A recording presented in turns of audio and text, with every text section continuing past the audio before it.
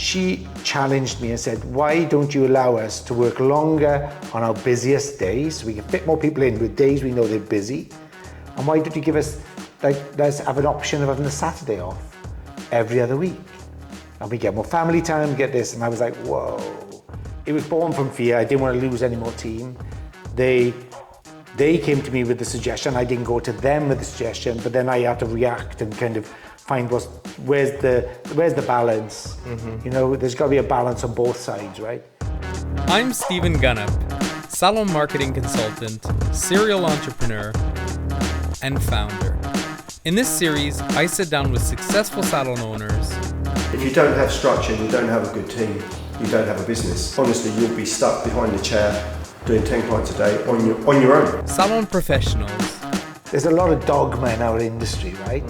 And we do it because that's what I always done. I trained that way because that's how I was trained and that's how I do it. But we don't look at it as like, what's suitable now? And industry leaders. If you give up learning, then you've given up hairdressing because it's constantly evolving. And that is the same in business. If you give up learning and seeking out information, then you may as well just give up because your business isn't going to progress. It's going to stay the same. To focus on the business side of the hair and beauty industry, aiming to inspire all salon professionals to earn a great living doing what they love. Sit back, relax, and get inspired by these business stories. We've traveled to Cardiff in Wales today to be with our guest Ian Davies at his salon Ocean Hairdressing. Ian is an individual that sort of balances the creative side and the business side extremely well. I'm always very impressed when I come across somebody like you that's able to balance both sides. And I think that Ian has a lot of value to bring to our community. So today we're going to really concentrate on empower the salon professional to take charge of their financial remuneration and also take charge of balancing having the right schedule and working the right amount of time in the salon. So for those who haven't had the opportunity to meet Ian yet, Ian, why don't you take some time and introduce yourself to our community? My name is Ian Davies Emrus, and I'm the owner here of Ocean Hairdressing in Cardiff. It's great to have you here, by the way. It's always a pleasure to meet you. It's been several years. It's been several years, but we've always kept in good conversation with each other. Definitely. I'm a career hairstylist. I've been hairdressing since 1979, so do the maths. It's a long time. I'm a salon owner since 1998, going on for 25 years. I've had great opportunities given to me over the last 30 years. I've worked with several brands. I'm currently working with the brand called Joico. I get to travel extensively with them, and primarily as a guest artist, educator. And that's where my passion is, in education and educating people and allowing them to grow as big as they possibly can and getting the untapped potential. And I love that element, you know, I just love giving information and sharing knowledge. And I think that's something I really enjoy doing more than anything right now. It's really important, right? I think so, definitely. Our ability to share with the industry, especially at the moment when things are a little bit more difficult than they are usually. You think it's a nice challenge, right? Yeah, Okay, I agree. definitely. What's the problem that you've identified that the team were coming to you with and that you tried to find a solution to? I don't think the team ever came to me with the problems. It was just looking, especially post-pandemic, shall we say. Leading into the pandemic, I think the hairdressing industry was changing a lot anyway. There was a lot of freelancing, there was a lot of rent-a-chair type stylists and stuff. And post-pandemic, that just became exacerbated. It just got bigger. You know, you must have seen it with a lot of your clients. We're seeing it across the board. It's everywhere, right? Of course. It's like no boundaries. It's not in London. It's not in Manchester. It's everywhere across the board. Yeah. I have friends who became self-employed, who decided to rent a chair. And I was just curious of why they'd made that big decision, because they came from good salons. There's a lot of opportunities, but they still decided that it was probably the best thing for them to become self-employed. So when I looked at it and I spoke to the people that I trust, then one of the big things that they came about was flexibility and freedom to choose the way they wanted to work, the way their work-life balance should be. And I think being in lockdown and being kind of, it gave us time to think what was important, family's time important, time to yourself is important, your own well-being is important, you know, mental health issues, all of those things came to the surface then, if you like, and we identified them more clearly than ever before. And I lost team, like everybody else. I lost team members, I lost, you know what it's like, I don't know how many people we've spoken about previously that have lost team members, and I wasn't exempt from that. I lost team members too. I think everyone that we work with across the board at the moment are rebalancing their teams. There's people that are leaving, bringing new people on board. It's a little bit, there's a lot of movement at the moment. It's a state of flux, right? And I think nobody's settled. And I sat down with my own team and I looked at them and said, look, you know, what challenges do you have? What type of things do you want? Full disclosure is that there was a lot of fear driving what I was doing. I didn't want to face losing any more team, right? Let's be completely honest. And I had to find a way to keep the loyal team that I had, repay them for their loyalty, give them some sort of flexibility, which I knew that's why people were becoming self-employed. But how could I make it work for them, but also make it work for the salon and the customers? Yeah, that was the most important thing. Yeah. So the solution that you brought on board to solidify the team, talk us through a little bit where the beginning parts of this is. So the honest thing is, you're making it sound like it was my idea, but it was actually my team. So I have a team member called Ashley, and Ashley decided that, you know, she didn't want to work every Saturday, and she kind of like. She strong-armed me, if I'm honest, like, and she's great. I love her to death anyway. She's a great person. We often clash, but what I love about her is she's really straight, and I'm a straight person, and I appreciate that about it, even though it's hard to deal with. And she just said, I want every other Saturday off. And I was like, oh, right, okay. You know, I had to think about it. So where she was really clever is, as you know, we've worked with you long enough, is that we've always had measurements in place. And where she was really smart, she came to me with the figures and said, do you know which is our busiest day? I said, yeah, I have a good idea. And I said which I knew where it was. Do you know where Saturday is in the league table of busy days? And I said, well, yeah, it's going to be up there. And I think when we looked at the numbers, it was the third or fourth busiest day of the week. And so This is post-lockdown. This is after. This is pre-lockdown. Yeah. Yep. Before COVID, it was our fourth busiest day, or third busiest day. Really? Post-COVID, it was our fourth busiest day. But because it's like there's a lot of dogma in our industry, right?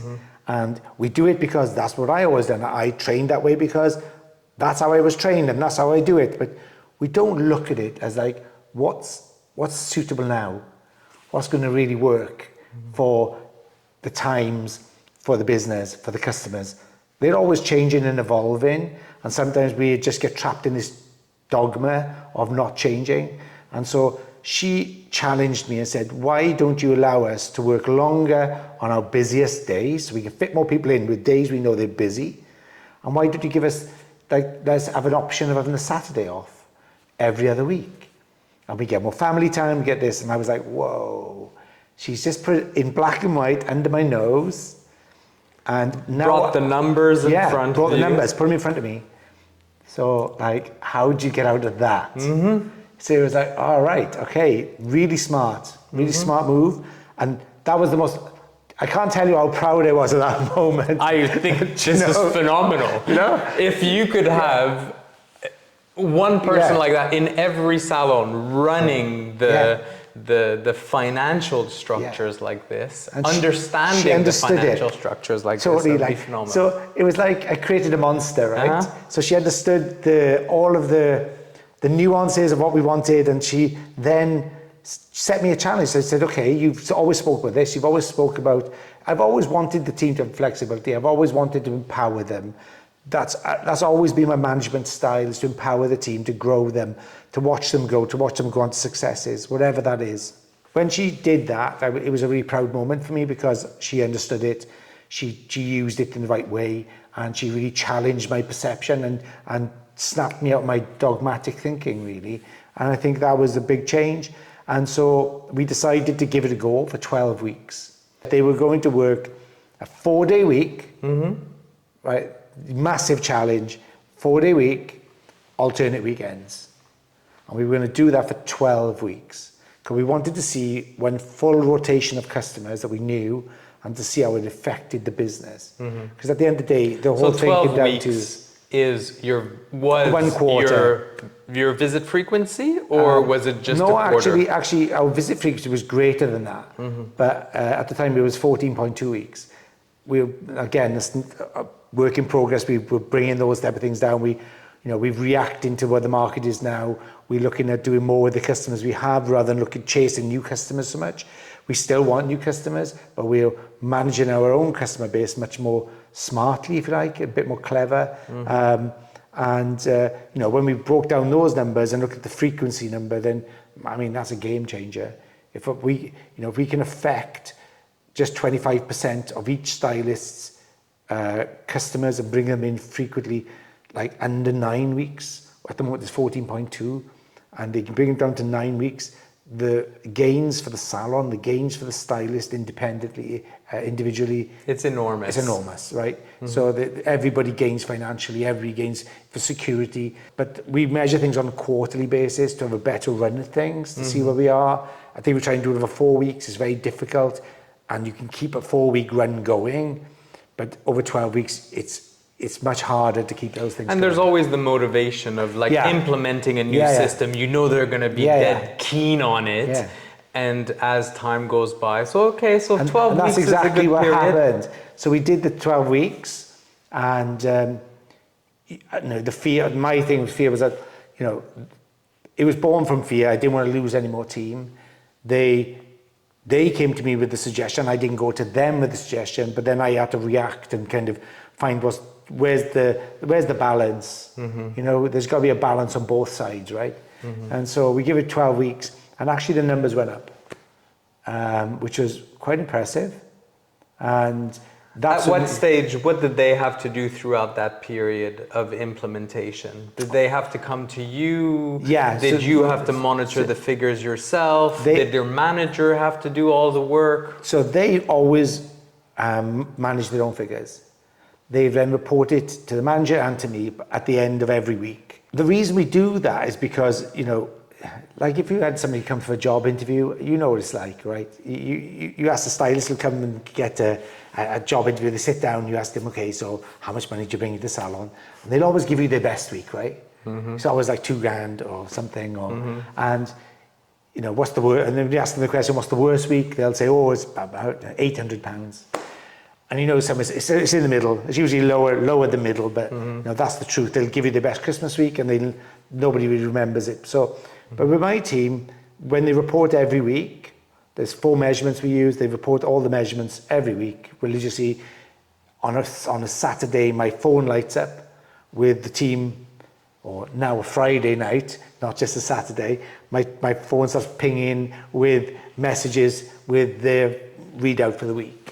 And so what are you concentrating on? What are the key metrics for you? So ours are rebooking, utilizations, retail and frequency. So the 4 numbers we measure now. It keeps everybody keen. You've got a great stylist that sometimes maybe the retail is really flat, maybe the retail is really poor for that week, and they have to write it down and send it to you. I mean, that is a real, it's hard thing to do. If they're conscientious, or if they've really, they've got to tell you that they've not really performed this week. Beauty of that now is that if that ever happens, and I've got to be honest, it still happens occasionally, but only occasionally. The kickback the following week is great. And I never have to prompt it. They prompt it for me. Because they then take responsibility for it and understand that maybe, you know, we've all seen it. The team members are pumping, and all of a sudden they take their foot off the pedal, the numbers drop, but then they have to report their numbers back to the management, so they're able to identify and know, oh yeah, I was really slack. So before I have to, I told you earlier, before I have to say anything, is that when the numbers come in, very often there's a message attached saying, yeah, I'm really sorry about that. Next week I'm going to make up for it because I know that was really poor. Mm-hmm. And you know, that's a breath of fresh air. You know somebody's on your side. And as a salon owner, there's nothing more powerful than knowing your team are behind you, or they've got your back and they want the same things as you do, and they understand how important it is. So that's how we came to this 4-day week. And you know, it's not been without its challenges.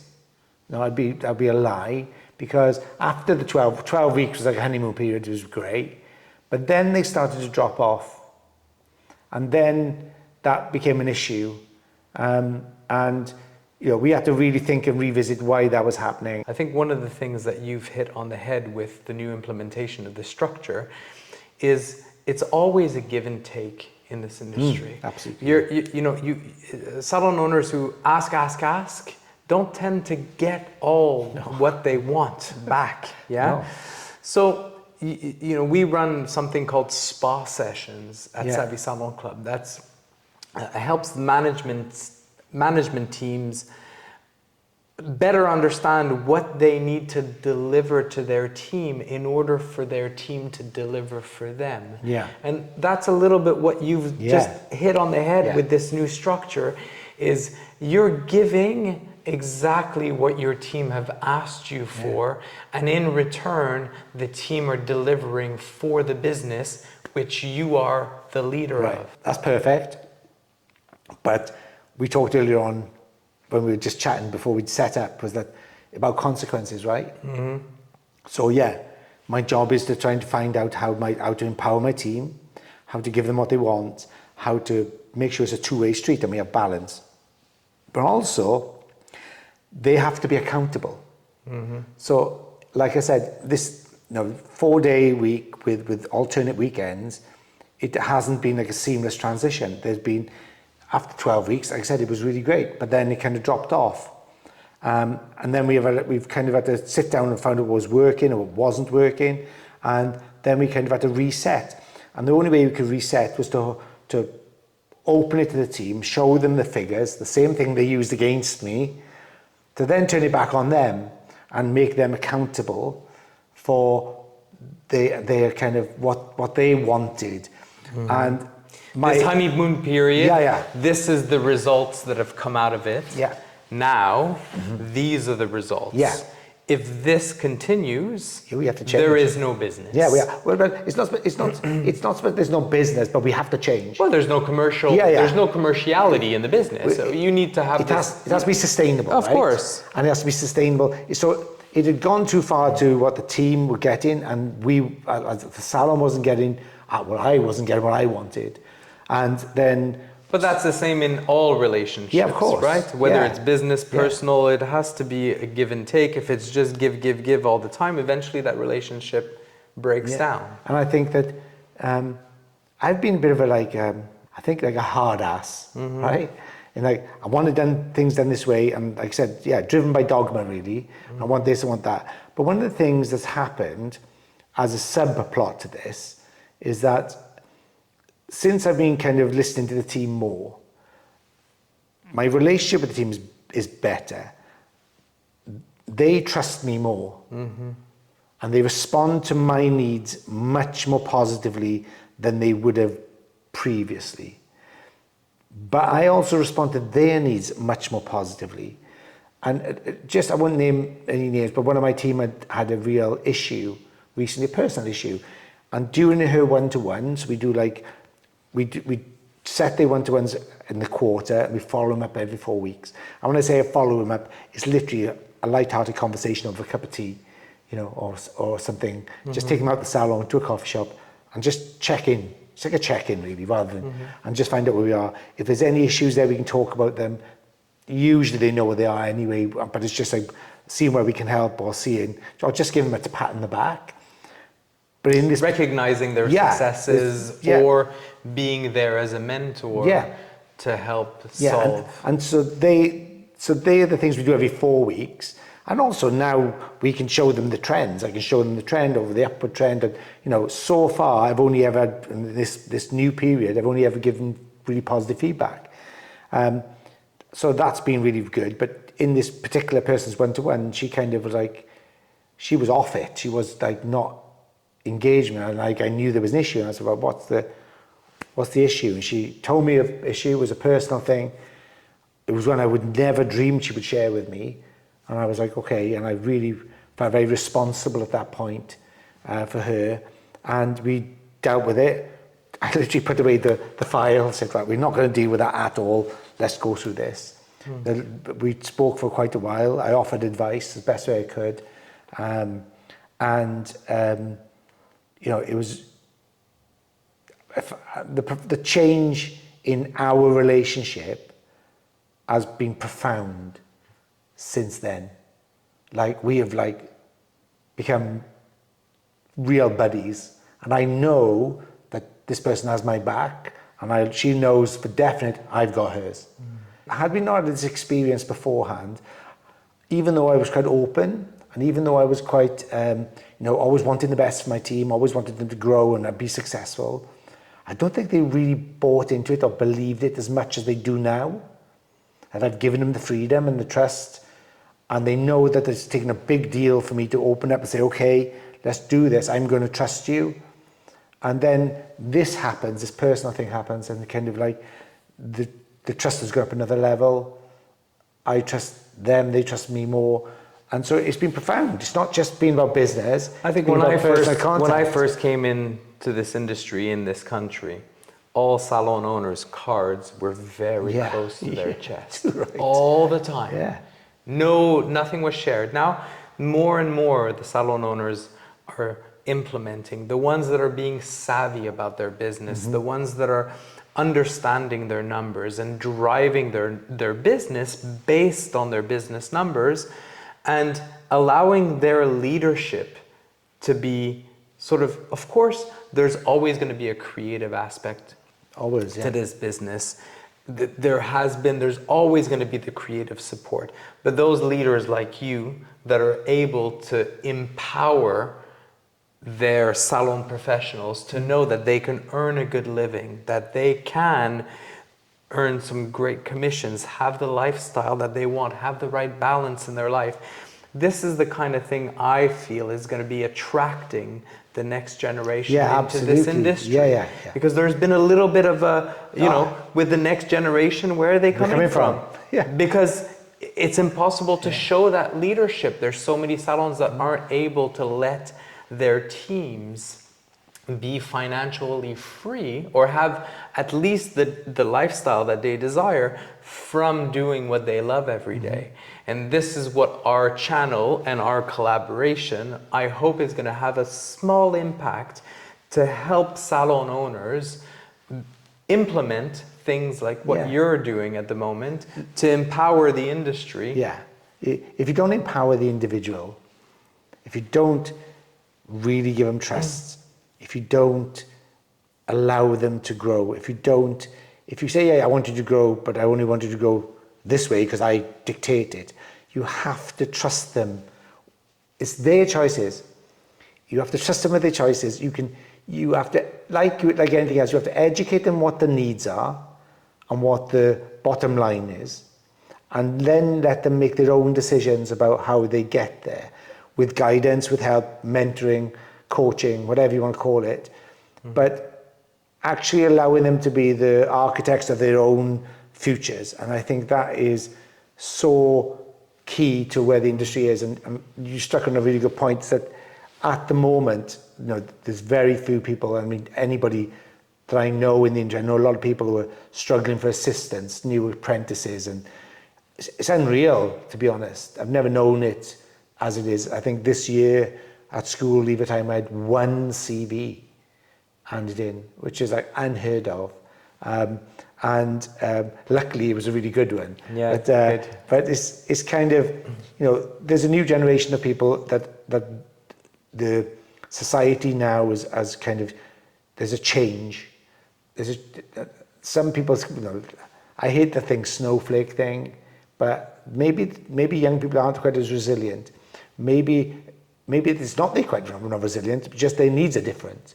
That the way they've been brought up is different. They have more information than any generation before them. It's all at their fingertips. Everything is instant. What they know and what they learn is there in front of them. They can Google it, they can YouTube it, they can do whatever they need to find out. I'm one of those parents that I've got two boys who are 13 and 21, and I've helped them along the way, and I've probably done too much for them because my generation, we didn't have the assistance so much. My parents did the best they could with the resources they had, but my generation had more resources, we had more knowledge, we had more understanding. So I give that to my boys and my stepchildren as well, and you empower them and you want them to grow, but maybe we do too much, maybe we do, but that's another story. But I still think we could have another whole interview based on why we're seeing people coming into the industry the way they are, and school leavers the way they are, and their expectations are totally different. Now, do we have to adapt to them, or do they adapt to us? Well, I think there's got to be. It's like anything in any relationship. There's not one that needs to come to the other. If we want to make this work together, we want to make sure that there's some that comes this way, some that come this way. Right? Common ground, of course. So you have to find the common ground, and you have to find what works. You have to stay within your boundaries, parameters. You may have to stretch them a bit, but as long as everybody's upfront, honest, and you're giving really, good advice, and you're again coming from a really good place of integrity and from your heart, this is what I believe, this is how I want, if I want you to be good, I want you to be successful, I want you to prosper, because I want the same things myself, and we can do this together, and how much do you trust me, and how much do I trust you to do those things? But I think that, with all the technology and information these kids have had, they could be like world beaters. They could change the hairdressing industry, and I expect some of them will go on to change the hairdressing 100%. industry. But we have to use as a positive, not as, oh my God, it's so terrible, there's nobody out there. Maybe you have less people, but you have the right people, and you work with them in a really effective way to make effective changes. Moving forward with this new structure that you're putting together, tell me what some of the goals are with your team and empowering your team and getting new team members on board. Where do you see all of this moving towards with the balancing of the weeks? I think freedom and flexibility is top of everybody's list right now. I think along with financial stability, I don't think people naturally are greedy. I think they just want to be able to live good lives and live well, and have resources so they can do the things that they want to do and pursue them, but also have the time to do it as well. So it's got to be a mix of both. And I aim for my team to be the best paid in the area in Cardiff. I want to be the best paid team in Cardiff. I want to be the best rewarded. I want them to have the best working conditions.